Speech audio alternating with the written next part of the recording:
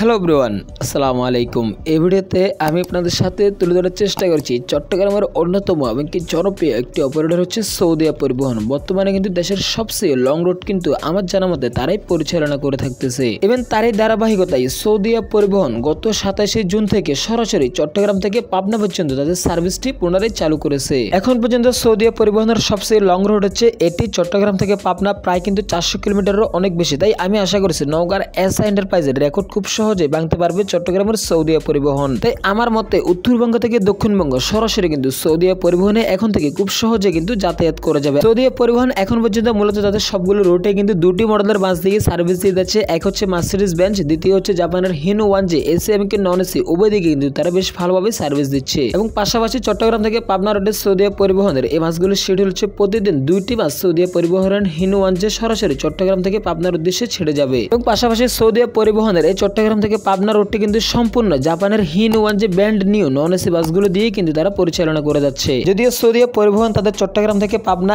এই রুটে তাদের ফ্রি বুফে সার্ভিসটি এখনো চালু করে নেই। আমি আশা করছি তাদের এই বুফে সার্ভিসটি খুব শীঘ্রই পাবনা রুটেও চালু হয়ে যাবে।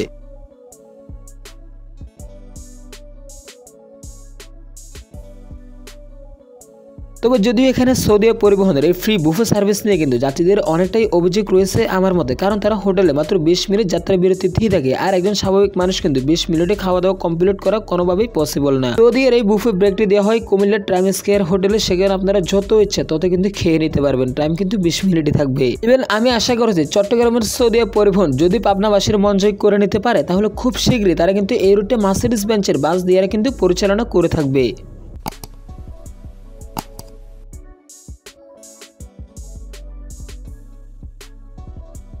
তবে অপোজিট সাইডে যদিও পাবনা জেলার নিঃসব অপারেটর পাবনা এক্সপ্রেসের হিনো 1J নন এসি বাসগুলো কিন্তু পাবনা হয়ে চট্টগ্রাম থেকে কক্সবাজার পর্যন্ত ছেড়ে যায়। তবে আমি মনে করব চট্টগ্রাম থেকে কক্সবাজার পর্যন্ত সৌদিয়া পরিবহন খুব শীঘ্রই তাদের থেকেও ভালো সার্ভিস দিতে পারবে। এবং আশা করা যাচ্ছে সৌদিয়া পরিবহন তাদের এই চট্টগ্রাম থেকে পাবনা রুটে সৌদিয়ার Hino 1J non AC bus তো থাকবে, এছাড়া কিন্তু সৌদিয়ার সিল্কি মার্সিডিজ বেঞ্চের বাসও দেওয়ার পরিকল্পনা চালিয়ে যাচ্ছে তারা। আমার জানা মতো চট্টগ্রামের সৌদিয়া পরিবহনে একমাত্র অপারেটর যারা কিনা পাবনা রুটের ফ্রি বুফে সার্ভিস এখনো চালু রেখেছে, যা অন্য কোনো বাস অপারেটর করতে পারেনি। তো যারা ঢাকা পাবনা রুটে নিয়মিত চলাচল করেন এখন থেকে আপনারা চাইলে সৌদিয়া পরিবহনের এই হিনো 1J নন এসি বাসগুলোতে ভ্রমণ করতে পারবেন। দেশের ট্রান্সপোর্ট রিলেটিভ যে কোনো তথ্য জানতে অবশ্যই আমাদের ট্রান্সপোর্ট অ্যানালাইসিস এই চ্যানেলটি সাবস্ক্রাইব করে পাশে থাকবেন। ধন্যবাদ।